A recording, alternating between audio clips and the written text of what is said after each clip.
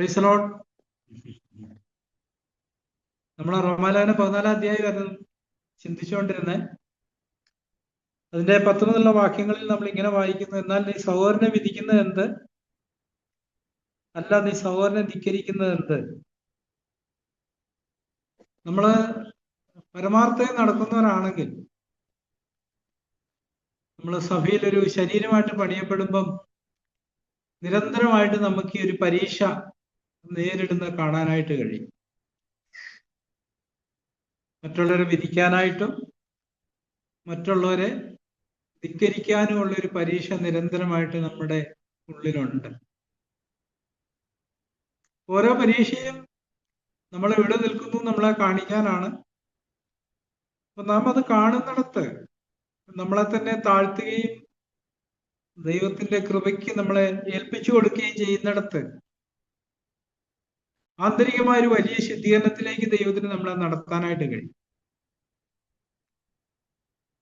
ഞാനിങ്ങനെ ചിന്തിക്കുകയായിരുന്നു, ഈ പുതിയ നിയമ ക്രിസ്തീയ ജീവിതത്തിലെ ഏറ്റവും പരമപ്രധാനമായ ഒരു കാര്യം പരിശുദ്ധാത്മാവിനാൽ നടത്തപ്പെടുക എന്നുള്ളതാണ്.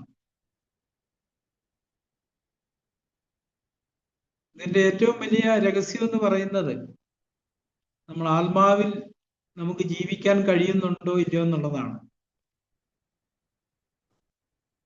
പരിശുദ്ധാത്മാവിന് മാത്രമേ ഈ സത്യങ്ങളിലേക്ക് നമ്മളെ നടത്താനായിട്ട് കഴിയത്തുള്ളൂ. കർത്താവ് ഇങ്ങനെ പറഞ്ഞു, സത്യത്തിന്റെ ആത്മാവ് വരുമ്പോഴോ അവൻ നിങ്ങളെ സകല സത്യത്തിലും വഴി നടത്തും. നമ്മൾ ദിനംപ്രതി പരിശുദ്ധാത്മാവ് നമ്മളെ കുറിച്ച് തന്നെയുള്ള സത്യം നമ്മളെ കാണിക്കുന്നിടത്ത് എപ്പോഴും ആത്മാവ് കാണിക്കുമ്പം ഒരു പരിധിക്കുള്ളിൽ നിന്നോണ്ടാണ് കാണിക്കുന്നത്. നമ്മളെ കുറിച്ചുള്ള സത്യം മുഴുവനായിട്ട് നമ്മൾ ഒരൊറ്റയടിക്ക് കണ്ടാൽ നമ്മൾ പറയും, ഈ ഒരു ജീവിതം എന്നെ കൊണ്ട് സാധ്യമല്ല, നമ്മൾ പിന്മാറാനിടയായി തീരും. പക്ഷെ പരിശുദ്ധാത്മാവ്, കർത്താവ് മത്തായി സുവിശേഷത്തിൽ പറഞ്ഞ പോലെ, ഓരോ ദിവസത്തിലും അന്നത്തേക്കുള്ള ദോഷം മതി എന്ന് പറഞ്ഞതുപോലെ നമ്മളെ ഒരു ചുരുങ്ങിയ പരിധിക്കുള്ളിലാണ് എപ്പോഴും പരിശുദ്ധാത്മാവ് ഈ സത്യങ്ങളിലേക്ക് നടത്തിക്കൊണ്ടിരിക്കുന്നത്. അങ്ങനെ നമ്മളെ പരിശുദ്ധാത്മാവ് ഈ സത്യങ്ങൾ വെളിപ്പെടുത്തി തരുമ്പം നമുക്കതിനോടുള്ള പ്രതികരണമാണ് വളരെ പ്രധാനപ്പെട്ട ഒരു കാര്യം. നമ്മളെ കുറിച്ച് തന്നെ റോമർ 7 അപ്പോസ്തലൻ നിലവിളിച്ചതുപോലെ, അയ്യോ ഞാൻ അരിഷ്ട മനുഷ്യനാണ് കർത്താവേ. ആ ഒരു നിലവിളി നമ്മുടെ ഉള്ളിൽ നിരന്തരമായിട്ട് ആവശ്യമുണ്ട്. ആ നിലവിളിയാണ് നമ്മളെ ഒരാവശ്യബോധത്തിലേക്കും ശുദ്ധീകരണത്തിലേക്കും നിരന്തരമായിട്ട് നടത്തുന്നത്. പലപ്പോഴും നമ്മൾ നേരിടുന്ന ഒരു പ്രശ്നം, നമ്മൾ ഹൃദയംഗമായിട്ട് കർത്താവിനെ പിൻപറ്റാൻ ആഗ്രഹിക്കുമ്പോൾ ഇങ്ങനെയുള്ള സത്യങ്ങളിലേക്ക് പരിശുദ്ധാത്മാവളെ നടത്തുമ്പം നിരാശപ്പെടാനും പിന്മാറിപ്പോകാനുള്ള ഒരു പരീക്ഷ നിരന്തരമായിട്ട് നമുക്ക് കാണാൻ കഴിയും. നമ്മൾ ഈ സത്യമെല്ലാം അറിഞ്ഞതിന് ശേഷം വീണ്ടും നമ്മൾ തെറ്റിപ്പോകുമ്പോൾ നമുക്ക് സംശയവും ഭയവും ഒക്കെ നമ്മുടെ ഉള്ളിൽ കടന്നു വരുന്നത് കാണാനായിട്ട് കഴിയും. അതെപ്പോഴും സാത്താനിൽ നിന്നാണ് വരുന്നത്. അപ്പൊ ദൈവത്തിന്റെ പരിശുദ്ധാത്മാവ് നമ്മളെ നടത്തുമ്പോൾ ചിലതൊക്കെ നമ്മളെ കാണിക്കുമ്പം അത് നമ്മളെ ഉത്സാഹിപ്പിക്കാനായിട്ടായിരിക്കും ആത്മാവ് ചെയ്യുന്നത്. പക്ഷെ നമുക്ക് ഉത്സാഹമല്ല, നിരാശയും ഭയവും ഒക്കെ വരുന്നെങ്കിൽ അത് ഒരിക്കലും ദൈവത്തിൽ നിന്നുള്ളതല്ല. പരിശുദ്ധാത്മാവ് എപ്പോഴും നമ്മളെ ഉത്സാഹിപ്പിക്കാനായിട്ടാണ് ശ്രമിച്ചുകൊണ്ടിരിക്കുന്നത്. ചിലതൊക്കെ കാണിച്ച് നമ്മളെ നിരാശപ്പെടുത്താനല്ല, നേരെ മറിച്ച് ചിലതൊക്കെ കാണിച്ച് നമ്മളെ മാനസാന്തരത്തിലേക്ക് നടത്തി ഒരു ദൈവിക പൂർണ്ണതയിലേക്ക് നമ്മളെ നയിക്കാനായിട്ടാണ് പരിശുദ്ധാത്മാവ് നമ്മളോടുകൂടി വസിച്ച് നമ്മളിൽ ചില പ്രവൃത്തിയൊക്കെ ചെയ്യുന്നത്. അപ്പൊ നമ്മള് സഹോദരനെ വിധിക്കുന്ന ഒരു മനോഭാവം നമുക്കുണ്ട്. നമ്മൾ ആ വിധിക്കുന്ന മനോഭാവം ഉണ്ടെന്ന് തിരിച്ചറിഞ്ഞതിന് ശേഷം നമ്മൾ ഏതളവിൽ മാനസാന്തരപ്പെടാൻ ആഗ്രഹിക്കുന്നു എന്നുള്ളതാണ്. നമുക്കറിയാം, ഇതൊരു വടംവലി പോലാണ്. പരിശുദ്ധാത്മാവ് നമ്മളെ കുറിച്ചുള്ള ഓരോ സത്യം കാണിക്കുമ്പോഴും ഒരു പോരാട്ടമുണ്ട്. നമ്മൾ ആ പോരാട്ടത്തിൽ മടുത്തു പോയാൽ നമ്മൾ പരാജയപ്പെട്ടു. പക്ഷെ നമ്മൾ മടുത്തു പോകാതെ പോരാടിക്കൊണ്ടേ ഇരിക്കുകയാണെങ്കിൽ നമ്മളൊരു വിജയത്തിലേക്ക് ദൈവം നമ്മളെ നടത്തുന്നത് നമുക്ക് കാണാനായിട്ട് കഴിയും. എവിടെയെങ്കിലും നമ്മൾ പൂർണ്ണഹൃദയമുള്ളവരല്ലെങ്കിൽ ദൈവത്തിന് നമ്മളെ സഹായിക്കാനായിട്ട് കഴിയത്തില്ല. നമ്മൾ പൂർണ്ണ ഹൃദയമുള്ളവരാണെങ്കിൽ മാത്രമേ ദൈവത്തിന് നമ്മളെ സഹായിക്കാനായിട്ട് കഴിയത്തുള്ളൂ. നമുക്ക് മറ്റുള്ളവരെ വിധിക്കാനും മറ്റുള്ളവരെ ധിക്കരിക്കാനുമുള്ള ഒരു നിരന്തരമായ പരീക്ഷ നമ്മുടെ ഉള്ളിലുണ്ട്. നമ്മളതിന് കീഴടങ്ങുന്നില്ലെന്നുള്ളതാണ് സത്യം. തുടർന്ന് അതിന്റെ അവസാന ഭാഗം നമ്മൾ ഇങ്ങനെ വായിക്കും, നാം എല്ലാവരും ദൈവത്തിന്റെ ന്യായാസനത്തിന് മുമ്പാകെ നിൽക്കേണ്ടി വരും. അപ്പൊ സാക് ബ്രദർ പലപ്പോഴും പറയാറുണ്ട്, ഞാൻ ഇന്നേ ആ വെളിച്ചത്തിലാണ് ജീവിക്കുന്നത്. ദൈവത്തിന്റെ ന്യായാസനത്തിന് മുമ്പാകെ നിൽക്കുന്ന ആ വെളിച്ചത്തിൽ ഞാൻ ജീവിക്കുന്നത് കൊണ്ട് അന്ന് നേരിട്ട് നിൽക്കുമ്പോൾ എനിക്ക് ഭയപ്പെടേണ്ട ആവശ്യമില്ല. കാരണം ഇവിടുന്ന് തന്നെ ആ വെളിച്ചത്തിൽ ഞാൻ എന്നെ തന്നെ വിധിക്കുകയും എന്നെ തന്നെ ശുദ്ധീകരിക്കുകയും ചെയ്യുന്നത് കൊണ്ട് അന്ന് എന്നെ വിധിക്കാനായിട്ട് ദൈവത്തിന് ഒന്നും കാണത്തില്ല എന്ന് ബ്രദർ പറയാറുണ്ട്. ആ ധൈര്യം നമ്മൾ ശ്രദ്ധിക്കേണ്ട ഒരു കാര്യമാണ്. അപ്പൊ നമ്മളും ഇന്നേ ആ ഒരു മനോഭാവത്തിൽ ജീവിക്കണമെന്ന് ദൈവം ആഗ്രഹിക്കുന്നു. നമ്മള് കൊരിന്ത്യലേഖനം 11 കർത്തൃമേശയോടുള്ള ബന്ധത്തിൽ നമ്മൾ വായിക്കാറുണ്ട്, തന്നെത്താൻ ശോധന ചെയ്തിട്ട് വേണം, അല്ലെ തന്നെത്താൻ വിധിക്കണം എന്ന് നമ്മൾ അവിടെ കാണുന്നുണ്ട്. അപ്പൊ നമ്മൾ വിധിക്കാന്ന് പറയുമ്പോൾ നമ്മളിലുള്ള അതിനെ കണ്ടെത്തി നമ്മളെ തന്നെ ശുദ്ധീകരിക്കുന്ന ഒരു പ്രക്രിയ, അതല്ല നമ്മളിൽ നിന്ന് അതിനെ പുറത്താക്കുന്ന ഒരു പ്രക്രിയയാണ് ഈ നമ്മളെ തന്നെ വിധിക്കുമ്പം ഉണ്ടാകുന്ന ഒരു കാര്യം.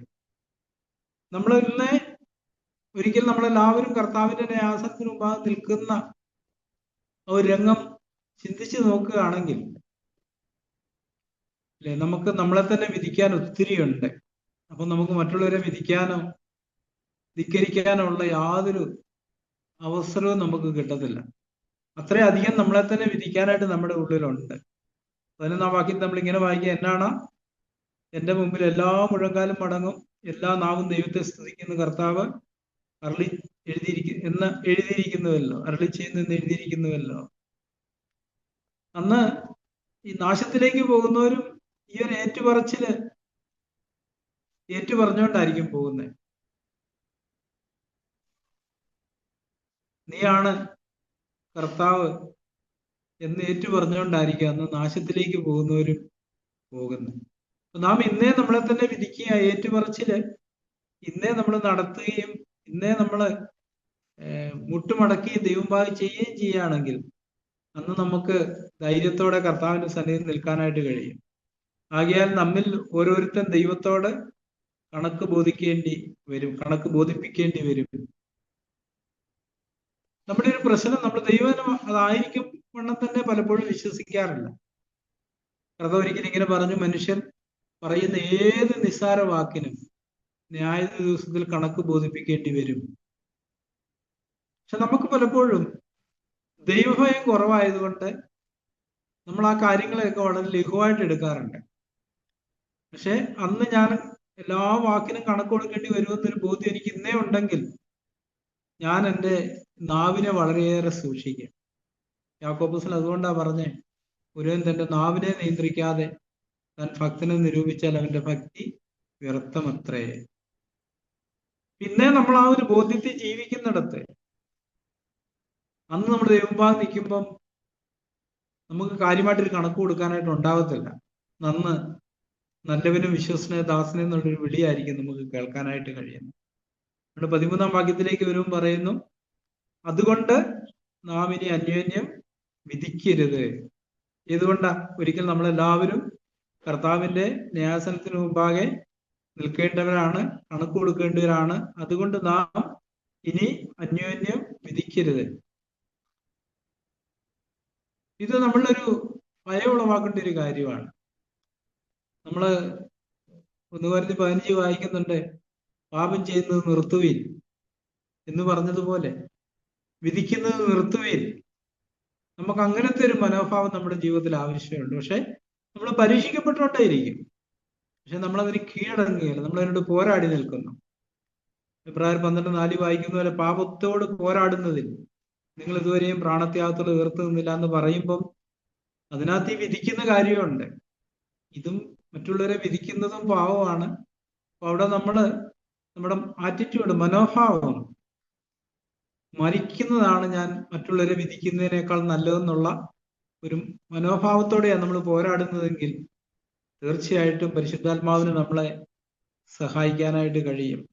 അതുകൊണ്ട് നാം ഇനി അന്യോന്യം വിധിക്കരുത്, സഹോദരന് ഇടർച്ചയോ തടങ്കലോ വെക്കാതിരിപ്പാൻ മാത്രം ഉറച്ചുകൊള്ളുവീൻ.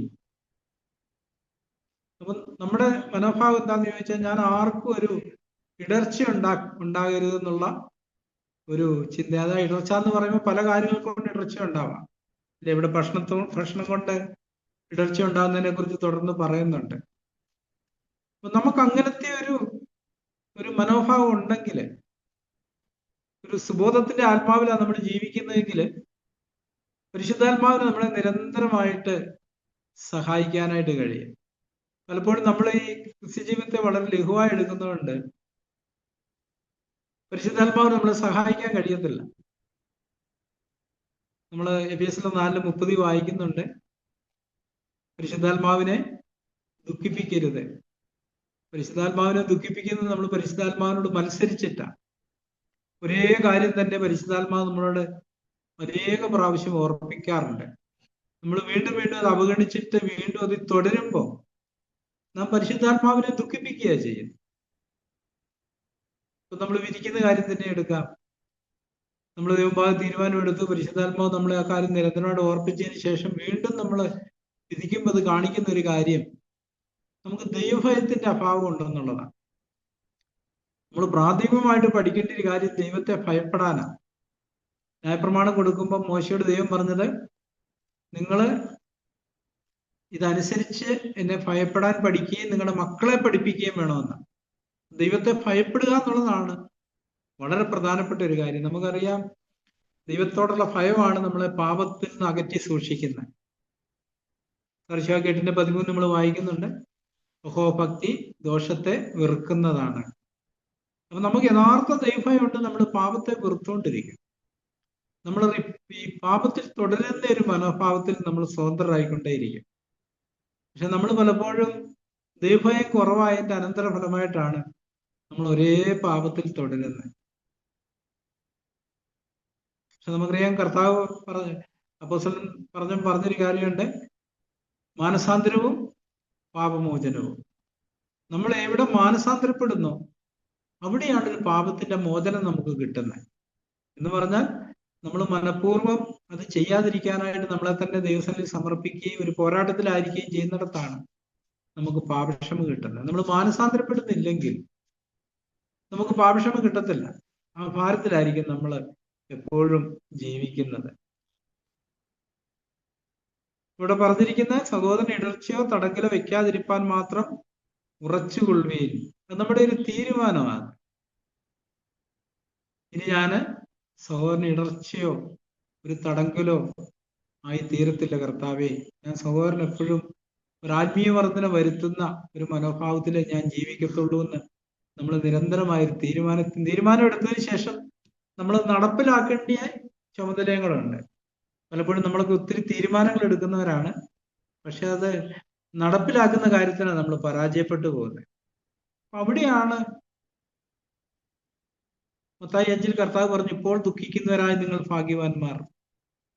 അങ്ങനെ നമുക്ക് സാധിക്കാത്തടത്ത് നമ്മൾ ദുഃഖത്തോടും നെടുവീർപ്പോടും നിലവിളിയോടും കൂടി നിരന്തരമായിട്ട് ദൈവത്തിന്റെ മുഖം അന്വേഷിക്കുകയാണെങ്കിൽ ദൈവത്തിന്റെ കൃപയും പരിശുദ്ധാത്മാവിന്റെ നിറവും നമുക്ക് നൽകിയിട്ട് നമ്മളെ ദൈവത്തിന് സഹായിക്കാനായിട്ട് കഴിയത്തുള്ളൂ. പക്ഷെ പാപത്തോടുള്ള ബന്ധത്തിൽ നമുക്കൊരു അനുതാപം വരുന്നില്ലെങ്കിൽ, ദുഃഖം വരുന്നില്ലെങ്കിൽ, നമുക്കൊരു കരച്ചിലും വിലാപം ഉണ്ടാകുന്നില്ലെങ്കിൽ, നമ്മുടെ ഇരുമനസിനെ കുറിച്ച് ഓർത്ത് സങ്കടപ്പെട്ട് ദുഃഖിച്ച് നമുക്ക് കരയാൻ കഴിയുന്നില്ലെങ്കിൽ നമ്മുടെ പാപങ്ങൾ ക്ഷമിക്കപ്പെടുന്നില്ല എന്നുള്ള കാര്യം നമ്മൾ മറന്നുപോകരുത്. ക്ഷമിക്കപ്പെട്ട ഒരു പാപത്തോടുള്ള ബന്ധത്തിൽ നമ്മൾ അടുത്ത പ്രാവശ്യം വളരെ ജാഗ്രതയുള്ളവരായിരിക്കും. നമ്മൾ നമ്മളെ തന്നെ സൂക്ഷിക്കും. അത് നമുക്ക് ചെയ്യാൻ കഴിയുന്നില്ലെങ്കിൽ നമ്മുടെ ഉള്ളിൽ ദൈവഭയത്തിന്റെ അഭാവം ഉണ്ടെന്നുള്ളതാണ് അത് നമ്മളെ കാണിക്കുന്ന ഒരു കാര്യം. തുടർന്ന് 14-ാം വാക്യത്തിലേക്ക് വരുമ്പം, യാതൊന്നും സ്വതവേ മലിനമല്ല എന്ന് ഞാൻ കർത്താവ് യേശുവിൽ അറിഞ്ഞും ഉറച്ചുമിരിക്കുന്നു. വല്ലതും മലിനമെന്ന് എണ്ണുന്നവന് മാത്രം അത് മലിനമാകും. നമുക്കറിയാം പഴയ നിയമ കാലഘട്ടത്തിലെ അനേക ഭക്ഷണ വസ്തുക്കളോടുള്ള ബന്ധത്തില് പലതിനെയും മലിനമെന്നാണ് വിളിച്ചിരുന്നത്. അത് തിന്നാൻ പാടില്ല, തൊടാൻ പാടില്ല. പക്ഷെ പുതിയ നിയമത്തിലേക്ക് വരുമ്പോൾ അങ്ങനത്തെ നിയമങ്ങളൊക്കെ എടുത്തു കളയപ്പെട്ടു. അതുകൊണ്ട് അപ്പോസ്തലൻ പറയുകയാണ്, യാതൊന്നും സ്വതവേ മലിനമല്ല എന്ന് ഞാൻ കർത്താവ് യേശുവിൽ അറിഞ്ഞും ഉറച്ചുമിരിക്കുന്നു. അവിടെ രണ്ട് കാര്യമാണ് പറഞ്ഞത്, അറിഞ്ഞും ഉറച്ചുമിരിക്കുന്നു. അതാണ് സത്യം. പക്ഷെ തുടർന്ന് അപ്പോസ്തലൻ പറയുന്നത്, വല്ലതും മലിനമെന്ന് എണ്ണുന്നവന് മാത്രം അത് മലിനമാകും. ഒരാൾ ഇപ്പോഴും അത് മലിനമാണെന്ന് എണ്ണുന്നുണ്ടെങ്കിൽ അത് അവനെ സംബന്ധിച്ച് മലിനമാണ്. അതിനുശേഷം അവൻ അങ്ങനെ എണ്ണുന്നൊരു സാധനം അവൻ കഴിച്ചിട്ടുണ്ടേല് അത് അവന്റെ മനസാക്ഷിയെ ആക്ഷേപമുള്ളതാക്കി തീർക്കും, ദുർമനസാക്ഷിയുള്ളവനാക്കി തീർക്കും. അങ്ങനെ കാര്യമില്ല. ആരെങ്കിലും അങ്ങനെ എണ്ണുന്നുണ്ടെങ്കിൽ അത് അവനെ സംബന്ധിച്ചിടത്തോളം മലിനമാണ്. നിന്റെ ഭക്ഷണം നിമിത്തം സഹോദരനെ വ്യസനിപ്പിച്ചാൽ നീ സ്നേഹപ്രകാരം നടക്കുന്നില്ല. നമ്മൾ കൊലോസ്യ ലേഖനത്തില് 3-ാം അധ്യായത്തില് ഇങ്ങനൊരു വാക്യം വായിക്കുന്നുണ്ട്. കൊലോസ്യ ലേഖനം 3-ാം അധ്യായം 14-ാമത്തെ വാക്യത്തില്, എല്ലാറ്റിനും മീതെ സമ്പൂർണ്ണ ബന്ധമായ സ്നേഹം ധരിപ്പീൻ. അതിൽ 1 കൊരിന്ത്യർ 13 നമ്മൾ പല പ്രാവശ്യം ചിന്തിച്ചിട്ടുണ്ട്. സ്നേഹമാണ് വിശ്വാസം, പ്രത്യാശ, സ്നേഹം മൂന്നും നിലനിൽക്കുന്നു. ഇവയിൽ വലുത സ്നേഹം തന്നെ. 14-ാം അധ്യായത്തിന്റെ 1 കൊരിന്ത്യർ 14:1 വരുമ്പം സ്നേഹം ആചരിപ്പാൻ ഉത്സാഹിപ്പീൻ. ഇവിടെ അപ്പോസ്തലൻ പറയുന്നൊരു കാര്യം, നിന്റെ ഭക്ഷണ നിമിത്തം സഹോദരനെ വ്യസനിപ്പിച്ചാൽ നീ സ്നേഹപ്രകാരം നടക്കുന്നില്ല. ആർക്കു വേണ്ടി ക്രിസ്തു മരിച്ചോ അവനെ നിന്റെ ഭക്ഷണം കൊണ്ട് നശിപ്പിക്കരുത്. നമുക്കറിയാം പല കാര്യങ്ങളോടുള്ള ബന്ധത്തിൽ പലർക്കും പല മനോഭാവങ്ങളായിരിക്കും ഉണ്ടായിരിക്കുക. അതുകൊണ്ട് തന്നെ നമുക്ക് അന്യനെ വിധിക്കാനുള്ള ഒരു പരീക്ഷയും നിരന്തരമായിട്ട് ഉണ്ടായിക്കൊണ്ടേയിരിക്കും. നമ്മൾ സ്നേഹത്തിൽ നടക്കുമ്പോൾ നമ്മൾ അതിൽ നിന്ന് ജയിച്ചുകൊണ്ടേയിരിക്കും. അപ്പൊ സ്നേഹം എന്ന് പറഞ്ഞാൽ എന്താണ് നമ്മൾ പലപ്പോഴും ചിന്തിച്ചിട്ടുണ്ട്. സ്നേഹം ദീർഘമായി ക്ഷമിക്കുന്നു, ദയ കാണിക്കുന്നു, ദോഷം കണക്കിടുന്നില്ല. ഇപ്പൊ മറ്റൊരു സഹോദരൻ ചെയ്യുന്ന ദോഷം ഞാൻ സ്നേഹത്തിൽ നടക്കുമ്പോൾ ഞാനത് കണക്കിടുകയില്ല, അതിന്റെ ലിസ്റ്റ് സൂക്ഷിക്കത്തില്ല. ഒരു ശരീരമായിട്ട് പണിയപ്പെടുമ്പോൾ ഇത് വളരെ പ്രധാനപ്പെട്ട ഒരു കാര്യമാണ്. ഒരു സഹോദരൻ ദോഷം ചെയ്യുന്നു വിചാരിക്കും, നമ്മളത് കണക്കിട്ടിട്ടുണ്ടെങ്കിൽ ഒരു ശരീരത്തിന്റെ പണി നടക്കത്തില്ല. ആ ശരീരത്തിലെ അവയവങ്ങൾ തമ്മിലൊരു ഭിന്നതയുണ്ടാകും. അവിടെ ഞാനത് ഹൃദയപൂർവ്വം ക്ഷമിച്ചാൽ, എപ്പിസോഡിൽ നമ്മൾ വായിക്കുന്നുണ്ടല്ലോ, ഒരുവനോട് ഒരുവന് വഴക്കുണ്ടായാൽ അന്യോന്യം ക്ഷമിക്കുകയും ചെയ്യുകയും. അവിടെ നമുക്ക് മനസ്സിലാകുന്നൊരു കാര്യം, വഴക്കുണ്ടാകാൻ സാധ്യതയുണ്ടെന്ന. കാരണം നമ്മളെല്ലാം ജഡത്തിൽ വസിക്കുന്നവരും നമ്മൾ പൂർണ്ണരായിട്ടും ഇല്ല, മുന്നോട്ടുള്ള യാത്രയിലായതുകൊണ്ട് തന്നെ സാധ്യതയുണ്ട്. ഇനി അങ്ങനെ വഴക്കുണ്ടായാൽ ചെയ്യാൻ പറഞ്ഞിരിക്കുന്ന ഒരു കാര്യം ഇത് കണക്കിടാനല്ല, അന്യോന്യം ക്ഷമിപ്പീൻ. നമ്മുടെ കുടുംബജീവിതത്തിൽ ഇത് വളരെ പ്രസക്തമായ ഒരു കാര്യമാണ്. നമ്മുടെ ഉള്ളിൽ ആദ്യം വരുന്ന പ്രവണത ക്ഷമിക്കാനല്ല, ആ ലിസ്റ്റ് സൂക്ഷിക്കാനുള്ളതാണ്. പരീശന്മാരെ സംബന്ധിച്ചിടത്തോളം നമുക്കറിയാം, ശാസ്ത്രിമാരും പരീശന്മാരും കർത്താവിന്റെ പുറകെ എപ്പോഴും ഉണ്ടായിരുന്നു. എവിടെ ഇട്ടിലും കർത്താവിനെ ഒന്ന് കൊടുക്കണം, വാക്കിലോ എന്തിലേലും കൊടുക്കാനായിട്ട് അവരിങ്ങനെ അന്വേഷിച്ചാൽ നടന്നു. പക്ഷെ സ്നേഹത്തിൽ നടക്കുമ്പോൾ നമുക്ക് അങ്ങനത്തെ ഒരു മനോഭാവം ഉണ്ടാകത്തില്ല. കൊടുക്കാനുള്ളൊരു ചിന്തയെ നമ്മുടെ ഉള്ളിൽ ഉണ്ടാകത്തില്ല. പിന്നെ നമ്മുടെ ഉള്ളിലുള്ള മനോഭാവം എന്ന് പറയുന്നത് ക്ഷമിക്കാനുള്ളൊരു മനോഭാവമായിരിക്കും. ക്ഷമിക്കാനും പൊറുക്കാനും കണക്കിടാതിരിക്കാനും. അപ്പൊ നമ്മുടെ ഉള്ളിൽ അങ്ങനത്തെ ഒരു മനോഭാവം കാണുന്നില്ലെങ്കിൽ നമുക്ക് ചെയ്യാൻ പറ്റുന്നൊരു കാര്യം കർത്താവിനോട് നിലവിളിക്കുക എന്നുള്ളതാണ്. കാരണം പരിശുദ്ധാത്മാവിന് മാത്രമേ നമ്മുടെ ഉള്ളിൽ അങ്ങനെ ഒരു മനോഭാവത്തിലേക്ക് നമ്മൾ നടത്താനായിട്ട് കഴിയത്തുള്ളൂ. നമ്മളുടെ 1 Thessalonians 5 പറയുന്നുണ്ട്, ഇടവിടാതെ പ്രാർത്ഥിപ്പീൻ. യഥാർത്ഥത്തിലൊരു പൂർണ്ണതയിലേക്കായാൽ നമ്മൾ ആഗ്രഹിക്കുന്നുണ്ടെങ്കിൽ നമുക്ക് നിരന്തരമായിട്ട് പ്രാർത്ഥിക്കാനുള്ള വിഷയങ്ങളുണ്ട്. പ്രാർത്ഥന എന്ന് പറയുന്നത് ചടങ്ങല്ല, ഹൃദയത്തിന്റെ ആഴത്തിൽ നിന്ന് ദൈവത്തോടുള്ള ഒരു നിലവിളിയിലായിരിക്കും നമ്മൾ നിരന്തരമായിട്ട് ജീവിക്കുന്നത്. പക്ഷെ അങ്ങനെ ഒരു അവസ്ഥ നമ്മുടെ ഉള്ളിൽ ഇല്ലെങ്കിൽ, ചില സമയത്ത് അത് വന്ന് പോയിക്കൊണ്ടിരിക്കുകയാണെങ്കിൽ തകരാറ് നമ്മളോടുള്ള ബന്ധത്തിലാണെന്ന് നമ്മൾ മനസ്സിലാക്കുകയും മാനസാന്തരപ്പെടുകയും ചെയ്യേണ്ട ഒരു ആവശ്യമാണ്. 16-ാം വാക്യത്തിലേക്ക് വരുമ്പം നിന്റെ 15-ന്റെ അവസാനത്തുള്ള ആർക്കു വേണ്ടി ക്രിസ്തു മരിച്ചോ അവനെ നിന്റെ ഭക്ഷണം കൊണ്ട് നശിപ്പിക്കരുത്, നിങ്ങളുടെ നന്മയ്ക്ക് ദൂഷണം വരുത്തരുത്. ഇവിടെ ആത്യന്തികമായിട്ട് നമ്മുടെ ലക്ഷ്യം ആത്മീയവർദ്ധനയാണ്. അന്യനെ വിധിക്കുകയോ അന്യനെ വിമർശിക്കുകയോ ചെയ്യാന്നുള്ളതല്ല, അങ്ങോട്ടും ഇങ്ങോട്ടും ആത്മീയവർദ്ധന വരുത്തുക എന്നുള്ളതാണ് നമ്മുടെ വിളിയുടെ ലക്ഷ്യം. നമ്മളെല്ലാം കുറവുള്ളവരായതുകൊണ്ട് തന്നെ നമുക്കെല്ലാം അങ്ങോട്ടും ഇങ്ങോട്ടും, അതുകൊണ്ട് വചനം പറയുന്നത് അന്യോന്യം പ്രബോധിപ്പിക്കുകയും, എബ്രായർ 10 നമ്മൾ വായിക്കുന്നുണ്ടല്ലോ, പാപത്തിന്റെ ചതിയാൽ കഠിനപ്പെടാതിരിക്കേണ്ടതിന് ഇന്ന് എന്ന് പറയുന്നിടത്തോളം അന്യോന്യം പ്രബോധിപ്പിച്ചു കൊള്ളുകയും. അപ്പൊ നമ്മൾ നിരന്തരമായിട്ട് ഒന്നിച്ച് ഈ വിശുദ്ധിയിലേക്കുള്ളൊരു യാത്രയിലാകുമ്പോൾ പലർക്കും പല രീതിയിലുള്ള പരീക്ഷകളെ നേരിടുന്നത്. എല്ലാവർക്കും ഒരേ പരീക്ഷ ആയിരിക്കത്തില്ല. അപ്പൊ അതുകൊണ്ട് തന്നെ എല്ലാവരും ആ പരീക്ഷകളിൽ വിശ്വസ്തരായിരിക്കുകയും ജയിക്കുകയും ചെയ്യുന്നവരാണെങ്കിൽ അവരുടെ ചുരുങ്ങിയ പ്രബോധനത്തിലൂടെ ആ പരീക്ഷയിലൂടെ കടന്നു പോകുന്ന മറ്റുള്ളവരെ ഉത്സാഹിപ്പിക്കാനും ഉണർത്താനും സഹായിക്കാനായിട്ടും കഴിയും. പക്ഷെ നമ്മളൊരു പോരാട്ടത്തിലല്ലെങ്കിൽ നമുക്കൊന്നും കൊടുക്കാനായിട്ടുണ്ടാകത്തില്ല. നമ്മൾ പോരാടി ജയിക്കുന്നവരാണ് മറ്റുള്ളവരെ ഉത്സാഹിപ്പിക്കുകയും സഹായിക്കുകയും ചെയ്യാനായിട്ട് യോഗ്യരായിട്ടുള്ളവർ. നമ്മൾ ആ പോരാട്ടത്തിൽ വിശ്വസ്തരായിരിക്കുകയും ആത്മശക്തിയാൽ നമ്മളതിനെ ജയിക്കുകയും ചെയ്യുന്നിടത്താണ് നമുക്ക് എന്തെങ്കിലുമൊക്കെ പ്രബോധനത്തിന്റെ ഒരു വാക്ക് പറയാനായിട്ട് ഉണ്ടാകുക. അതില്ലെങ്കിൽ നാം നമ്മളെ തന്നെ ശോധന ചെയ്യണം. എന്താണ് എനിക്ക് പറ്റിയിരിക്കുന്നത് എന്നുള്ളതിനെ കുറിച്ച് നമ്മളെ തന്നെ ശോധന ചെയ്യേണ്ട ഒരു ആവശ്യമുണ്ട്. തുടർന്ന് 17-ാം വാക്യത്തിലേക്ക് വരുന്നു. നമ്മൾ നിരന്തരമായിട്ട് കേൾക്കുന്ന ഒരു വചനമാണ്, ദൈവരാജ്യം ഭക്ഷണവും പാനീയവുമല്ല, നീതിയും സമാധാനവും പരിശുദ്ധാത്മാവിൽ ഉള്ള സന്തോഷം എന്നാ പറയുന്നത്. അപ്പൊ ആത്മാവ് നമ്മുടെ ഉള്ളിലുള്ള ഉണ്ടെങ്കിൽ എന്തുണ്ട്? ആത്മാവിന്റെ സാന്നിധ്യം നമ്മളിൽ ഉണ്ടെങ്കിൽ സന്തോഷം ഉണ്ടാവും. അപ്പൊ നമുക്ക് സന്തോഷമില്ലെങ്കിൽ നാം മനസ്സിലാക്കേണ്ട ഒരു കാര്യം, എവിടെയൊക്കെയോ ക്രമപ്പെടുത്താനുണ്ടെന്നുള്ളതാണ്. മനുഷ്യനായിട്ടുള്ള ബന്ധത്തിലും ദൈവമായിട്ടുള്ള ബന്ധത്തിലും നമ്മൾ ആ കാര്യത്തില് ഒരു ശുദ്ധ മനസാക്ഷിയുള്ളവരാണെങ്കിൽ നമുക്ക് എപ്പോഴും ഒരു സന്തോഷം ഉണ്ടാകും. ഫിലിപ്പിയർ 4 നമ്മൾ വായിക്കുന്നു, കർത്താവിൽ സന്തോഷിപ്പിന്ന് ഞാൻ പിന്നെയും നിങ്ങളോട് പറയുന്നു. അപ്പൊ കർത്താവുമായുള്ള വ്യക്തിബന്ധത്തിൽ എവിടെയെങ്കിലും ഒരു വിള്ളലുണ്ടെങ്കിൽ, ഏറ്റുപറയാത്തൊരു പാപമോ ക്രമപ്പെടുത്താത്തൊരു കാര്യമോ ക്ഷമ ചോദിക്കാത്തൊരു കാര്യമോ നമ്മളെ തന്നെ താഴ്ത്താത്ത ഇതിലൊരു ഇതുണ്ടെങ്കിൽ നമ്മുടെ ഉള്ളിലുള്ള സന്തോഷം നഷ്ടപ്പെട്ടു പോകും, സമാധാനം നഷ്ടപ്പെട്ടു പോകും. നമ്മളെപ്പോ അത് ക്രമപ്പെടുത്തുന്നോ അന്നേരമേ അത് തിരിച്ചു വരത്തുള്ളൂ. അപ്പൊ ദൈവം നമ്മളെ കുറിച്ച് ആഗ്രഹിക്കുന്നത് നമ്മൾ നിരന്തരമായിട്ട് ഈ ഒരു നീതി, സമാധാനം, പരിശുദ്ധമായുള്ള സന്തോഷത്തിൽ ജീവിക്കണം എന്നുള്ളതാണ് നമ്മുടെ വിളി. അപ്പോസ്തലൻ നമുക്ക് മാതൃക കാണിച്ചിട്ടുണ്ട്. ഫിലിപ്പിയിലെ ജയിലിൽ കിടന്നുകൊണ്ടാണ് താൻ എഴുതുന്നത്, സന്തോഷിക്കാനായിട്ട് എഴുതുന്നത് എന്ന് പറഞ്ഞ സാഹചര്യങ്ങളിൽ സന്തോഷത്തെ കെടുത്തുന്നതല്ല.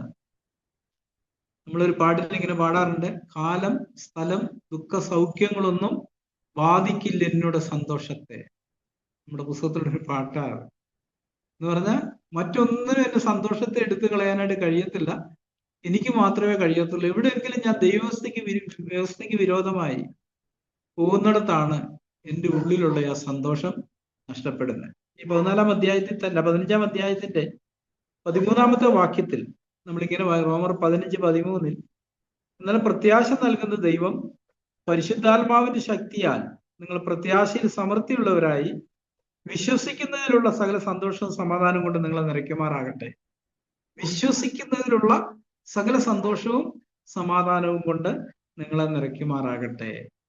അപ്പൊ നമ്മൾ എവിടെയെങ്കിലും അവിശ്വാസത്തിന്റെ തലത്തിൽ നിൽക്കുകയാണെങ്കിൽ നമുക്ക് ഈ സമാധാനവും സന്തോഷവും ഉണ്ടാകത്തില്ല, അത് നഷ്ടപ്പെട്ടു പോകും. നമ്മൾ വിശ്വാസത്തിന്റെ തലത്തിൽ നിൽക്കുന്നിടത്താണ് നമ്മൾ ഈ സമാധാനവും സന്തോഷം കൊണ്ട് നിറഞ്ഞിരിക്കുന്നത്. കാരണം നമുക്ക്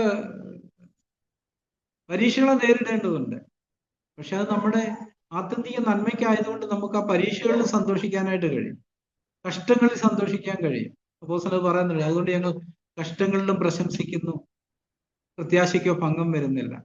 പക്ഷെ പലപ്പോഴും നമ്മൾ ആ ഒരു വിശ്വാസത്തിലല്ലെങ്കിൽ കഷ്ടങ്ങളിൽ നമുക്ക് സന്തോഷിക്കാൻ കഴിയത്തില്ല. നമ്മൾ നിരാശയുള്ളവരും പിറുപിറുക്കുന്നവരും പരാതി പറയുന്നവരും കയ്പുള്ളവരായി തീർന്നിട്ട് നമ്മുടെ സന്തോഷം നഷ്ടപ്പെട്ടു പോകും. ഇപ്പം കർത്താവ് പറഞ്ഞൊരു കാര്യമുണ്ട്, ഞാൻ എൻ്റെ സമാധാനം നിങ്ങൾക്ക് തന്നേച്ചു പോകുന്നത് ലോകം തരുന്ന പോലല്ല. ലോകത്തിന്റെ സമാധാനം എന്ന് പറയുന്നത് സാഹചര്യങ്ങളുമായിട്ട് ബന്ധപ്പെട്ടിരിക്കുന്നതാണ്. പക്ഷെ ദൈവിക സമാധാനം എന്ന് പറയുന്നത് സാഹചര്യമായിട്ട് ബന്ധപ്പെട്ടല്ല ഇരിക്കുന്നത്. നമ്മൾ ദൈവത്തിന്റെ വാഗ്ദത്തങ്ങളിൽ വിശ്വസിക്കുന്നവരും അതിനെ മുറിവ് പിടിക്കുന്നവരുമാണെങ്കിൽ നമുക്ക് എപ്പോഴും സന്തോഷിക്കാൻ കഴിയും. നമ്മൾ ആ പാടി പാടുന്നത് rejoice in the Lord always and again I say rejoice. എന്തുകൊണ്ടാണ് നമ്മൾ സന്തോഷിക്കാത്തത്? എന്താ? നമ്മുടെ മനസ്സും ചിന്തകളെല്ലാം ഈ ലോകത്തിലായിരിക്കുന്നത്. അതുകൊണ്ടാണ് നമുക്ക് സന്തോഷിക്കാൻ കഴിയാത്തത്. ഈ ലോകത്തിൽ ചില സന്തോഷകരമായ കാര്യങ്ങൾ വരുമ്പോൾ നമ്മൾ സന്തോഷിക്കും, അല്ലാത്ത വരുമ്പോൾ നമ്മുടെ സന്തോഷമൊക്കെ പോകും. പക്ഷെ നമ്മുടെ ഹൃദയവും മനസ്സും ഉയരത്തിലാണ് വെച്ചിരിക്കുന്നെങ്കിൽ നമുക്ക് എപ്പോഴും സന്തോഷിക്കാനായിട്ട് കഴിയും. എല്ലാത്തിനും വേണ്ടി സ്തോത്രം ചെയ്യാനായിട്ട് കഴിയും. എപ്പോഴും സമാധാനത്തോടെ ഇരിക്കാനായിട്ട് കഴിയും. അതിന്റെ അങ്ങനെ സാധിക്കുന്നില്ലെങ്കിൽ നമ്മൾ പലപ്പോഴും ഈ സന്തോഷമൊക്കെ നഷ്ടപ്പെടുമ്പോൾ നമ്മൾ മറ്റുള്ളവരെയാണ് കുറ്റപ്പെടുത്തുന്നത്. പ്രത്യേകിച്ച് കുടുംബജീവിതത്തില് എനിക്ക് സന്തോഷമില്ലാത്തതിന്റെ കാര്യം ഭാര്യ ഭർത്താവ് അങ്ങോട്ടും ഇങ്ങോട്ടും കുറ്റപ്പെടുത്തും. നിങ്ങൾ നിമിത്തമല്ലേ, നീ നിമിത്തമാന്ന് പറയും. നമ്മളെ ആദ്യം വരുന്ന ഒരു പ്രവണത അതാണ്. പക്ഷേ നമ്മൾ ആത്മാവിന്റെ ശബ്ദം കേൾക്കുന്നവരാണെങ്കിൽ പ്രശ്നം നമ്മുടെ ഉള്ളിൽ തന്നെയാന്ന് നമുക്ക് കണ്ടെത്താൻ കഴിയും. എൻ്റെ ഉള്ളിലാ പ്രശ്നം കിടക്കുന്നത്, മറ്റൊരാളല്ല. കാരണം മറ്റൊരാൾക്ക് എന്റെ സന്തോഷം എടുത്തു കളയാൻ കഴിയത്തില്ല, സമാധാനം എടുത്തു കളയാൻ കഴിയത്തില്ല. ഞാൻ കർത്താവ് കാണുന്ന പോലെ കാര്യങ്ങളെ കാണുകയും പ്രതികരിക്കുകയും ചെയ്യുന്നിടത്ത് ഞാൻ നിരന്തരമായിട്ടൊരു സന്തോഷത്തിലും സമാധാനത്തിലും ആയിരിക്കും ജീവിക്കുന്നത്. ഞാൻ ചെല്ലുന്നിടത്തെല്ലാം എനിക്ക് സന്തോഷം പകരാൻ കഴിയും, സമാധാനം ഉണ്ടാക്കാനായിട്ടും കഴിയും. ഏത് പ്രതിസന്ധിയുടെ മധ്യത്തിലും നമുക്ക് സമാധാനം ഉണ്ടാക്കുന്നവരായിട്ട് ഇരിക്കാനായിട്ട് കഴിയും. നമ്മൾ ആ ഒരു ആന്തരിക മനോഭാവത്തിന് വ്യത്യാസം വന്നിട്ടുണ്ടെങ്കിൽ നമ്മൾ എപ്പോഴും സന്തോഷിക്കുന്നവരും എല്ലാ സാഹചര്യങ്ങളിലും സമാധാനം ഉണ്ടാക്കുന്നവരുമായിരിക്കും. നമുക്കറിയാം, നമ്മളൊരു കുഞ്ഞ് വളരുന്ന പോലെയാണ് ജീവിതത്തിൽ നമ്മൾ വളർന്നു വരുന്നത്. 1 പത്രോസ് 2:2 നമ്മൾ വായിക്കുന്നുണ്ട്, രക്ഷയ്ക്കായി വളരുവാൻ വചനമൊന്നും ആയില്ല. അപ്പൊ രക്ഷയ്ക്കായി വളരുക എന്ന് പറഞ്ഞാൽ എന്താ അർത്ഥം? ഒരു കുഞ്ഞ് വളരുന്നത് പോലെയാണ്. കുഞ്ഞ് വളരും തോറും അതിന്റെ സെൻസ് ഒക്കെ വർദ്ധിച്ചുകൊണ്ടേയിരിക്കും, തിരിച്ചറിവ് കൂടിക്കൊണ്ടേയിരിക്കും.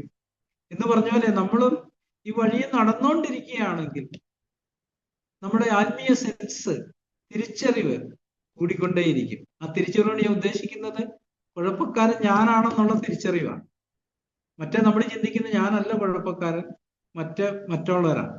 അതാണ് ആദാം ദൈവത്തോട് പറഞ്ഞത്, നീ എന്നോടുകൂടി ഇരിക്കാൻ തന്ന സ്ത്രീയാ പറ്റിച്ചത്. നമ്മുടെ ആന്തരിക കണ്ണ് തുറക്കാത്തപ്പോൾ നമ്മൾ മറ്റുള്ളവരിലേക്ക് വിരൽ ചൂണ്ടിയിട്ട് കുറ്റം അവരുടെ മേൽ ചുമത്താനായിട്ട് ശ്രമിക്കും. പക്ഷെ നമ്മുടെ ആന്തരിക കണ്ണ് തുറന്നു കഴിയുമ്പോൾ കുറ്റം എന്റേതാണെന്ന് നമ്മൾ കണ്ടെത്താൻ തുടങ്ങും. അങ്ങനെ കണ്ടെത്തുന്നിടത്താണ് നമ്മൾ ഈ നിരന്തരമായ സന്തോഷത്തിലും സമാധാനത്തിലും ജീവിക്കുന്നത്. അപ്പൊ നമ്മൾ ദൈവരാജ്യത്തിന്റെ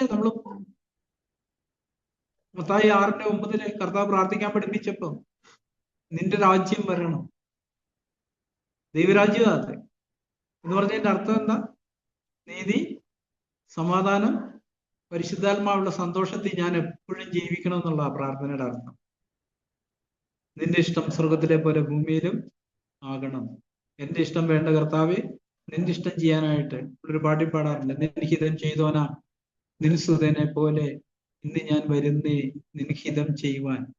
നമ്മൾ പാടുമ്പോൾ അങ്ങനെയൊക്കെ പറയുമെങ്കിലും പരീക്ഷയുടെ സ്ഥാനത്ത് നമ്മൾ നമ്മുടെ ഹിതം ചെയ്യാനുള്ള ഒരു പോരാട്ടത്തിലായിരിക്കും. നമ്മുടെ ഇഷ്ടത്തിന് വേണ്ടി നമ്മൾ പോരാടും. അതിന്റെ അനന്തരഫലം ഈ ദൈവരാജ്യത്തിന്റെ അനുഭവം നമുക്ക് നഷ്ടപ്പെട്ടു പോകും. ശരിക്കും ദൈവരാജ്യത്തിന്റെ അനുഭവം നമ്മുടെ വ്യക്തി ജീവിതത്തിൽ ആദ്യം അനുഭവിക്കുന്നു. നിറഞ്ഞു കവിയുന്ന ഒരു സന്തോഷവും സമാധാനവും സ്വസ്ഥതയും ഒക്കെ ആയിട്ട് ദൈവത്തിന്റെ പരിശുദ്ധാത്മാവ് പ്രാഥമികമായിട്ട് നമ്മുടെ ഉള്ളിലാണ് പ്രവൃത്തി ചെയ്യുന്നത്. അത് നമ്മളിൽ നിന്ന് മറ്റുള്ളവരിലേക്ക് പകരപ്പെടുന്ന ഒരു പ്രക്രിയ തുടർന്ന് നടക്കും. അതാദ്യം നമ്മുടെ കുടുംബങ്ങളിലാണ് സംഭവിക്കും, അതിനുശേഷം അത് സഭയിലേക്ക് വ്യാപരിക്കും. അപ്പൊ സൗരസ്വരന്മാരെ നമ്മൾ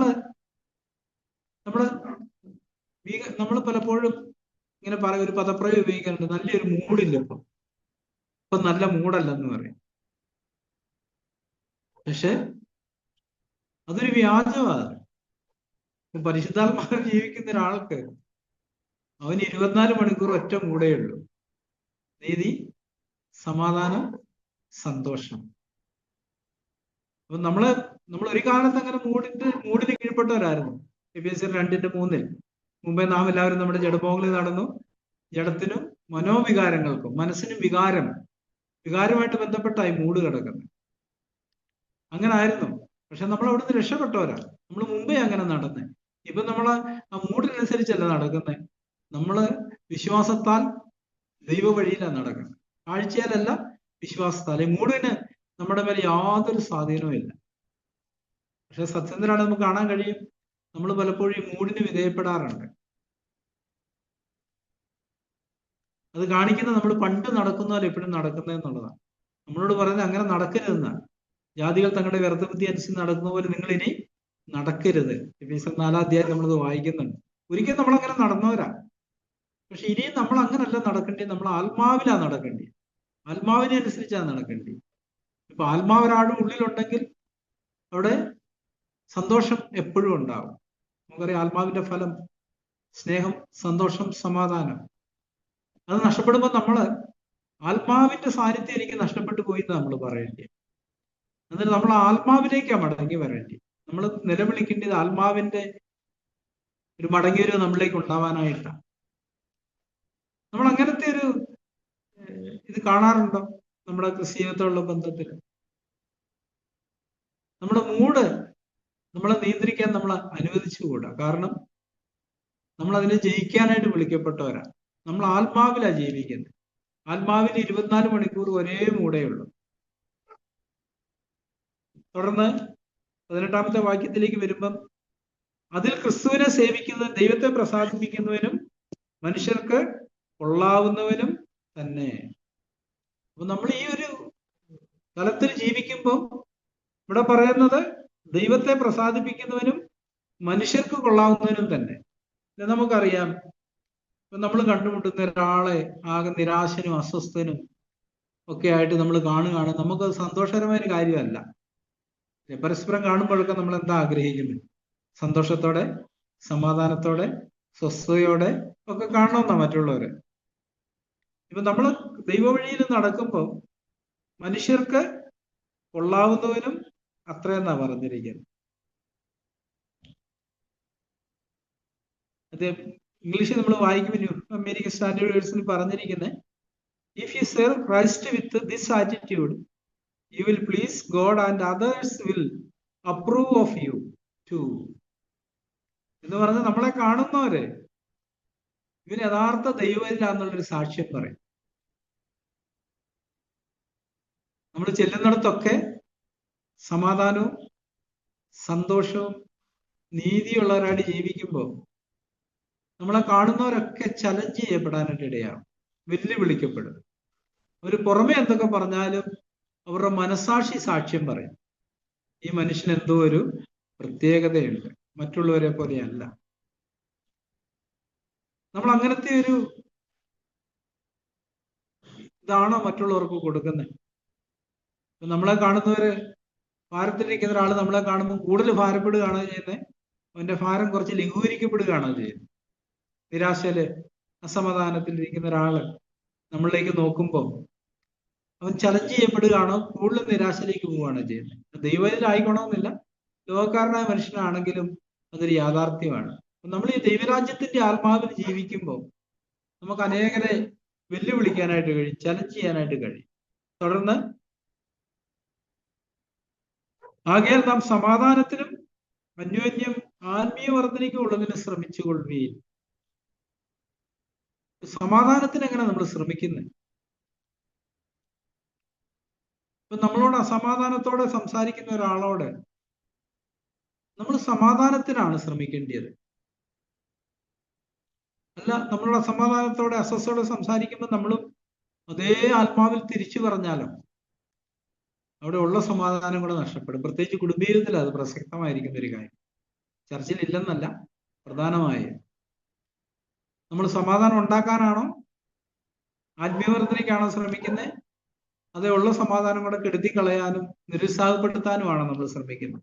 അതുകൊണ്ട് ഇവിടെ നമുക്ക് ലഭിക്കുന്ന ഒരു പ്രബോധനം എന്താന്ന് ചോദിച്ചാൽ, ആകയാൽ നാം സമാധാനത്തിനും അന്യോന്യം ആത്മീയ വർധനയ്ക്കും ഉള്ളതിന് ശ്രമിച്ചുകൊള്ളുവീൻ. 20-ാം വാക്യം, ഭക്ഷണ നിമിത്തം ദൈവനിർമ്മാണത്തെ അഴിക്കരുത്, എല്ലാം ശുദ്ധം തന്നെ, എങ്കിൽ ഇടർച്ച വരുത്തുമാർ തിന്നുന്ന മനുഷ്യനത് ദോഷമത്രേ. നമ്മൾ പലപ്പോഴും നമുക്ക് അങ്ങനത്തെ ഒരു ബോധ്യം ഉണ്ടെങ്കിൽ നമുക്ക് കഴിക്കാം. പക്ഷെ മറ്റേ ആൾക്ക് തിരിച്ചൊരു ബോധ്യം ഉണ്ടെങ്കിൽ ആ സഹോദരനെ വെറുതെ വിടുക. സഹോദരൻ കഴിക്കുന്നില്ല, കഴിക്കണ്ട. ഇല്ല കുടിക്കുന്നില്ല, കുടിക്കണ്ട. പോകുന്നില്ല, പോകണ്ട. അങ്ങനെ സ്വാതന്ത്ര്യം കൊടുക്കാനായിട്ട് ഞാൻ ഇന്നിങ്ങനെ ചിന്തിക്കുകയായിരുന്നു. നമ്മൾ ശത്രു എന്നൊക്കെ പറയുമ്പോഴത്തേനും പെട്ടെന്ന് നമ്മുടെ മനസ്സിൽ വരുന്ന ഒരു ഭാവം ഉണ്ടല്ലോ, ശത്രു എന്ന് പറയുന്ന ഉടനെ.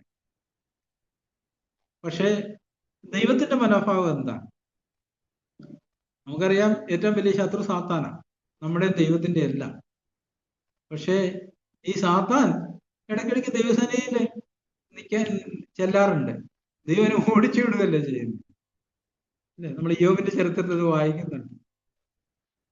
അതുപോലെ സെഖരിയ പ്രവൃത്തി വായിക്കുന്നുണ്ട്. ഇവനെ കാണുന്നുണ്ട്, ഓടറാന്ന് പറഞ്ഞ് ഓടിക്കുകയല്ല. പക്ഷെ നമ്മളാണല്ലോ, നമ്മുടെ മനോഭാവത്തിൽ ആളെ കാണുമ്പോഴത്തേക്ക് നമ്മുടെ മുഖത്തെ സന്തോഷമൊക്കെ പോയി, സമാധാനമൊക്കെ പോയി, ഒരു അസ്വസ്ഥതയും മുറുമുറുക്കും ഞെരുക്കവും ഇടുക്കവും.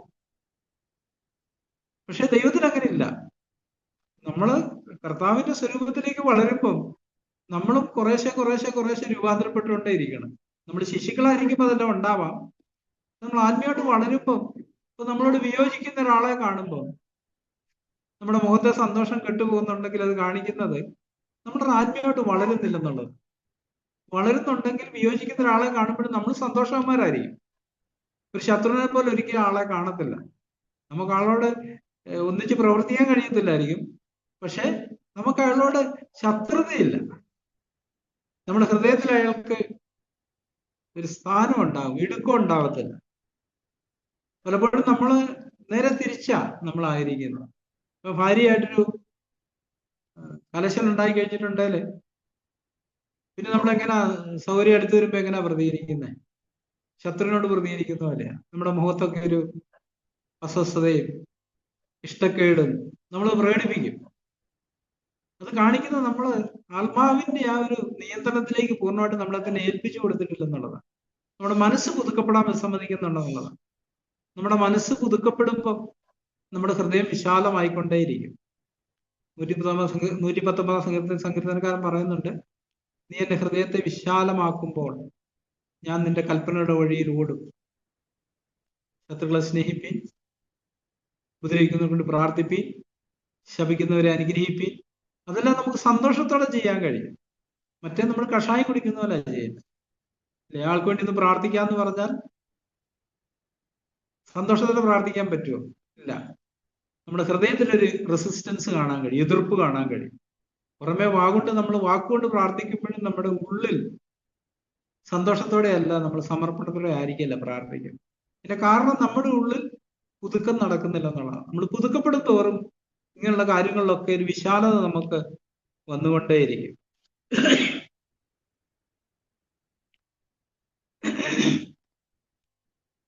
ഇരുപതാം ഭക്ഷണ നിമിത്തം ദൈവനിർമ്മാണത്തെ അഴിക്കരുത്, എല്ലാം ശുദ്ധം തന്നെയെങ്കിലും ഇടർച്ച വരുത്തുമാറ് തിന്നുന്ന മനുഷ്യന് അത് ദോഷമത്രേ.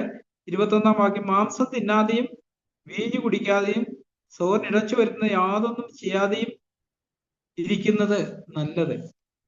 ഇപ്പൊ നമ്മള് അങ്ങനെ ഇടർച്ചയുള്ള സഹോദരൻ, അങ്ങനത്തെ ഒരു ബലഹീന സഹോദരനോടുള്ള ബന്ധത്തിലായിരിക്കുമ്പോ പൗലോസ് അപ്പോസ്തലൻ പറഞ്ഞു, ഓരോരുത്തരെയും നേടേണ്ടതിന് ഞാൻ അവരെ പോലായി, യഹൂദനെ പോലെ, യവനെ പോലെ. അപ്പൊ നമ്മളോട് കൂടെ ദൈവം കൂട്ടിച്ചേർക്കുന്ന സഹോദരവർഗത്തോടുള്ള ബന്ധത്തിൽ പ്രത്യേകിച്ചും ആദ്യമൊക്കെ ചർച്ചയിൽ വരുമ്പം ഈ ആഭരണമിട്ടവരെ കാണുമ്പോൾ എനിക്ക് എന്തോ ഒരു അസ്വസ്ഥതയായിരുന്നു. ശരിയല്ലല്ലോ എന്നൊരു ചിന്ത. പക്ഷെ ഇന്നതില്ല കേട്ടോ. കാരണം കർത്താവ് എൻ്റെ ഉള്ളിൽ ഒരു മാറ്റം വരുത്തി. ഞാൻ ശ്രദ്ധിക്കാറ് പോലും ഇല്ല. എന്നോട് ഇപ്പൊ ആരെങ്കിലും ചോദിക്കും ഇന്നയാള് ആവരണം ഉണ്ടാന്ന് വെച്ചാൽ എനിക്ക് അറിയത്തില്ല, ഞാനത് ശ്രദ്ധിച്ചിട്ടേ ഇല്ല. മറ്റേത് ആദ്യം അതായിരുന്നു ശ്രദ്ധിക്കുന്നത്. കാരണം ദൈവം നമ്മുടെ ഉള്ളിൽ ഒരു പ്രവൃത്തി ചെയ്യുന്തോറും നമ്മുടെ ഹൃദയം വിശാലമായിക്കൊണ്ടേയിരിക്കും. അത് അവരും ദൈവമായിട്ടുള്ള ബന്ധത്തിലുള്ള ഒരു കാര്യമാണ്. എനിക്കത് അസ്വസ്ഥ ഉളവാക്കേണ്ടിയ ഒരു കാര്യമല്ല. എന്നെ സംബന്ധിച്ചിടത്തോളം ദൈവം എന്നെ കുറിച്ച് ആഗ്രഹിക്കുന്നത് ഞാൻ മാംസം തിന്നാതെയും വീഞ്ഞു കുടിക്കാതെയും സഹോദരൻ ഇടർച്ചൊന്നും യാതൊന്നും ചെയ്യാതിരിക്കുന്നത് നല്ലത്. നിനക്കുള്ള വിശ്വാസം ദൈവത്തിന് നിനക്ക് തന്നെ ഇരിക്കട്ടെ. താൻ സ്വീകരിക്കുന്നതിൽ തന്നെ താൻ വിധിക്കാത്തവൻ ഭാഗ്യവാൻ. അപ്പൊ ദൈവം ഓരോരുത്തർക്കും വിശ്വാസത്തിന്റെ അളവ് പങ്കിട്ട പോലെ സുബോധവണ്ണം പകുക്കാനായിട്ട് നമ്മൾ ഇതിനു മുമ്പ് പഠിച്ചിരുന്നു. അപ്പം നമ്മൾ ഒരു ചർച്ചയിലായിരിക്കുമ്പോൾ അല്ലെങ്കിൽ വീട്ടിൽ പോലും വിശ്വാസത്തിന്റെ അളവിൽ വ്യത്യാസം കാണാം. പക്ഷെ പലപ്പോഴും നമ്മൾ ചെയ്യുന്നൊരു കാര്യം നമ്മുടെ വിശ്വാസത്തിന്റെ അടിസ്ഥാനത്തിൽ നിയമം കൊണ്ടുവരും. അല്ലെ, ചില സഭകളില് മരുന്ന് ഉപയോഗിക്കാൻ പാടില്ല നിയമമുണ്ട്. അപ്പോൾ രോഗിയെ സംബന്ധിച്ചിടത്തോളം അവന്റെ ഉള്ളിൽ അതിനുള്ള വിശ്വാസമൊന്നുമില്ല, ധൈര്യമൊന്നുമില്ല. പക്ഷെ അവിടെ അംഗീകരിക്കപ്പെടണമെന്നുണ്ടെങ്കിൽ ഈ മരുന്ന് ഉപയോഗിക്കരുത്. അതുകൊണ്ട് ആ പുള്ളി ശരിക്കും ഒരു ധർമ്മസങ്കടത്തിലായിരിക്കും ജീവിക്കുക, അസമാധാനത്തിലും അസന്തുഷ്ടിയിലും ഭാരത്തിലും പ്രയാസത്തിലൊക്കെ ആയിരിക്കും. നമ്മൾ ഈ പെന്തക്കോസ്ത് മിഷനോട്ടുള്ള ബന്ധത്തിൽ ഞാൻ ശ്രദ്ധിക്കുന്നൊരു കാര്യം, അവരുടെ വിശ്വാസികളുടെ മേലെ അവരത് അടിച്ചേൽപ്പിക്കുന്നില്ല. പക്ഷെ അവരുടെ പാസ്റ്റർമാരോടുള്ള ബന്ധം അല്ലെ മൂപ്പന്മാരുള്ള ബന്ധം നിർബന്ധമാണ്. സഹോദരിമാരും സഹോദരന്മാരും അവരുടെ കൂട്ടത്തിൽ മരിക്കുന്ന മിക്കവാറും പേര് 40-നും 60-നും ഇടയ്ക്ക് പ്രായമുള്ളവരാണ്. 90% പേര് മരുന്ന് കഴിക്കാതെ അസുഖം ബാധിച്ച് അങ്ങനെ മരിക്കുന്നവരെ കാണാനായിട്ട് കഴിയും. അത് സ്ഥാപിച്ച ആൾക്ക് കിട്ടിയ ഒരു ബോധ്യമാണ്. അത് പുള്ളിയും ദൈവമായിട്ട് ചെയ്യേണ്ട കാര്യമാണ്. പക്ഷെ പുള്ളി അതിനെ എന്താക്കി, ഒരു നിയമമാക്കി കൊണ്ടുവന്നു. ആദ്യ സഭയ്ക്ക് മൊത്തം ബാധകമായിരുന്നു. ഇപ്പം അത് വിശ്വാസികള് അത് അംഗീകരിക്കത്തില്ല. കാരണം അങ്ങനത്തെ ഒരു നിയമം അടിച്ചേൽപ്പിച്ച എല്ലാ സഭകളും പൂട്ടേണ്ടി വരുമെന്ന് ഉള്ളത് കൊണ്ട് അവര് വിശ്വാസികളെ സ്വതന്ത്രരാക്കിയ കാര്യത്തിൽ. പക്ഷെ അവരുടെ ഉത്തരവാദിത്തപ്പെട്ടവരുടെ നിർബന്ധം, അവർ മരുന്ന് ഉപയോഗിക്കുന്നില്ല. ഞാൻ പറഞ്ഞൊരു കാര്യം, ദൈവം വ്യക്തിപരമായി അതവിടെ പറഞ്ഞില്ല, നിനക്കുള്ള വിശ്വാസം ദൈവത്തിന് നിനക്ക് തന്നെ ഇരിക്കട്ടെ. അത് നമ്മളും ദൈവമായുള്ള ബന്ധത്തിൽ നമുക്ക് അങ്ങനത്തെ ഒരു ബോധ്യ വിശ്വാസമൊക്കെ ദൈവം തന്നിട്ടുണ്ടെങ്കിൽ നമുക്കത് പാലിക്കാം. പക്ഷെ അത് മറ്റൊരു പേരുടെ മേലെ അടിച്ചേൽപ്പിക്കുന്നിടത്ത്, അവരെ അതിനുവേണ്ടി നിർബന്ധിക്കുന്നിടത്ത് നമ്മൾ ദൈവം വിട്ടിട്ട് പോവുകയാണെന്നുള്ള കാര്യം നമ്മൾ മറന്നുപോയി. സഭയിൽ ഇങ്ങനെ ഒത്തിരി കാര്യങ്ങൾ നമുക്ക് കണ്ടെത്താനായിട്ട് കഴിയും. നമ്മുടെ എല്ലാ ഉള്ളിൽ അന്തർലീനമായി കിടക്കുന്ന ഒത്തിരി കാര്യങ്ങളുണ്ട്. വളരെ കളറുള്ള ഒരു ഷർട്ട് ധരിച്ചുകൊണ്ട് വന്ന ഉടനെ കടുപ്പം ഉള്ള നിറമുള്ള ഷർട്ട് ധരിച്ചുകൊണ്ട് വന്നാൽ നമുക്ക് എന്തോ ഒരു അസ്വസ്ഥത തോന്നും. അത് ഇവിടുന്ന് കിട്ടിയതാ, നമ്മൾ ആയിരുന്ന സഭകളിൽ നമുക്ക് കിട്ടിയ ചില കാഴ്ചപ്പാടുകളാണ്. ഇതുവരെ നമ്മളെ വിട്ടു പോയിട്ടില്ല. അതിന് കാരണം ഈ ഒരു ശുദ്ധീകരണം നമ്മുടെ ഉള്ളില് നടക്കുന്നില്ല എന്നുള്ളതാണ്. 23-ാമത്തെ വാക്യത്തിൽ, എന്നാൽ സംശയിക്കുന്നവൻ തിന്നുന്നുവെങ്കിൽ അത് വിശ്വാസം ഉത്ഭവിക്കായതുകൊണ്ട് അവൻ കുറ്റക്കാരനായി തീരുന്നു. എനിക്ക് ആ കാര്യത്തിൽ ഒരു ബോധ്യമില്ലെങ്കിൽ, ബോധ്യം ഇല്ലാതിരിക്കുക ഞാൻ തിന്നുകയും ചെയ്യുമ്പോൾ എൻ്റെ മനസ്സാക്ഷി അശുദ്ധിയുള്ളതായി തീരും. ഞാൻ ആകെപ്പാടെ എൻ്റെ സമാധാനവും പോവും, സന്തോഷവും പോവും, ഞാൻ നിരാശനായി തീരും. വിശ്വാസം ഉത്ഭവിക്കാത്തതൊക്കെയും പാപമത്രേ. ദൈവം നമുക്ക് ബോധ്യങ്ങൾ തരുന്നുണ്ട്. അത് നാമും ദൈവമുള്ള ബന്ധത്തിലാണത് നമ്മൾ പാലിക്കേണ്ടത്. നമുക്ക് തന്ന ബോധ്യം ഒരിക്കലും നമ്മൾ മറ്റുള്ളവരുടെ മേലെ അടിച്ചേൽപ്പിക്കരുത്. ഞാൻ പെന്തക്കോസ്തിലായിരുന്നപ്പോൾ ഒരിക്കലെ ഈ കല്ലുമല കുഞ്ഞുവെച്ചാൻ എന്ന് പറയുന്ന ഒരു ഗ്രൂപ്പുണ്ട്, കല്ലുമല ചർച്ച് ഓഫ് ഗോഡ്. അവര് ഈ മരുന്ന് ഉപയോഗിക്കരുന്ന് കർശനമായിട്ട് പഠിപ്പിക്കുന്നവരാ. അങ്ങനെ അന്നൊരു 40 ദിവസം ഉപവാസ പ്രാർത്ഥന ഒരു വീട്ടിൽ നടക്കുകയാണ്. അവിടെ നിന്നുള്ള ഈ പാസ്റ്റേഴ്സാണ് തുടർച്ചയായിട്ട് വരുന്നത്. അപ്പൊ ഒരു പുള്ളി വന്നിട്ട് ഈ മരുന്ന് ഉപയോഗിക്കുന്നതിനെ കുറിച്ച് വളരെ കർശനമായിട്ട് അത് പാവമാണ്, അങ്ങനാണ് ഇങ്ങനാണെന്നൊക്കെ ഇങ്ങനെ, അപ്പൊ ഇങ്ങനെ വളരെ പുള്ളിക്ക് വളരെ നന്നായിട്ടാണ് പുള്ളി അത് അവതരിപ്പിച്ചത്. അപ്പൊ ഇതൊക്കെ കേട്ടോണ്ടിരുന്നപ്പോ എനിക്കും തോന്നി, അങ്ങനെ ഉണ്ടായി മരുന്ന് ഉപയോഗിക്കണ്ട. അപ്പൊ എന്റെ മനസ്സിൽ ചിന്ത, ഒരു പാമ്പ് കടിച്ച എന്നാ ചെയ്യും? അപ്പം ആകെപ്പാടെ ഞാൻ കൺഫ്യൂഷനിലായി. അവസാനം ഞാൻ കർത്താവിനോട് പറഞ്ഞു, കർത്താവ് എനിക്ക് അങ്ങനത്തെ വിശ്വാസമൊന്നുമില്ല, അതുകൊണ്ട് ഞാൻ മരുന്ന് ഉപയോഗിക്കുക.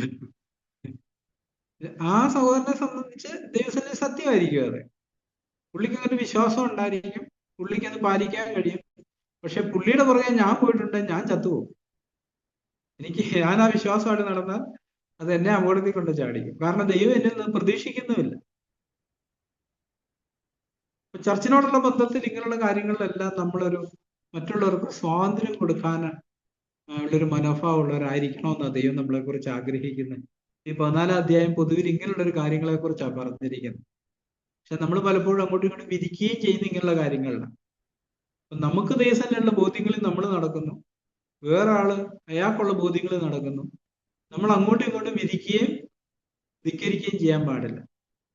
പക്ഷെ നമ്മുടെ എല്ലാം ജഡത്തിലുള്ളൊരു കാര്യം, നമ്മളിൽ നിന്ന് വ്യത്യസ്തമായിട്ട് നമ്മുടെ ചർച്ചിൽ തന്നെ ഒരാൾ നടക്കുന്നത് കാണുമ്പോൾ വിധിക്കാനുള്ള, ഞാൻ പറയുന്നൊരു കാര്യം അടിസ്ഥാന കാര്യങ്ങളോടുള്ള ബന്ധത്തിലല്ല, ഉപരിപ്ലവമായ മറ്റു കാര്യങ്ങളോടുള്ള ബന്ധത്തിൽ. അടിസ്ഥാന കാര്യങ്ങളോടുള്ള ബന്ധത്തിൽ നമ്മൾ സ്ട്രിക്റ്റ് ആയിരിക്കണം. കാരണം ദൈവനത്തിന്റെ പ്രമാണങ്ങളെ മുറുകെ പിടിക്കാൻ നമ്മൾ വിളിക്കപ്പെട്ടവരാണ്.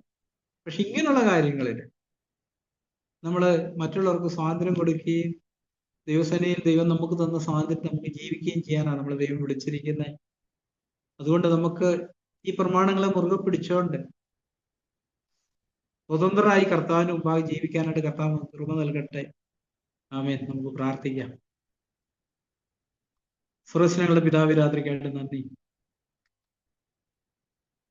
നാൾതോറും അവിടുത്തെ വചനത്തിലൂടെ അടിയങ്ങളെ ശുദ്ധീകരിക്കുകയും മുന്നോട്ട് നയിക്കുകയും ചെയ്യുന്ന അവിടുത്തെ സ്നേഹത്തിനായിട്ട് നന്ദി പറയുന്നു കർത്താവേ. നാൾതോറും മനസ്സ് പുതുക്കി രൂപാന്തരപ്പെട്ട് കൂടുതൽ അവിടുത്തെ സ്വരൂപത്തോട് അനുഭവപ്പെട്ട് അവിടുത്തെ ഹൃദയത്തോട് ചേർന്ന് ജീവിക്കാൻ അടിയങ്ങളെ ഓരോരുത്തരെയും ശക്തീകരിക്കണം. പരിശുദ്ധാത്മാവിനെ അടിയങ്ങളെ നിറയ്ക്കണമെന്ന് പ്രാർത്ഥിക്കുന്നു. യേശുവിന്റെ നാമത്തിൽ ചോദിക്കുന്ന പിതാവേ.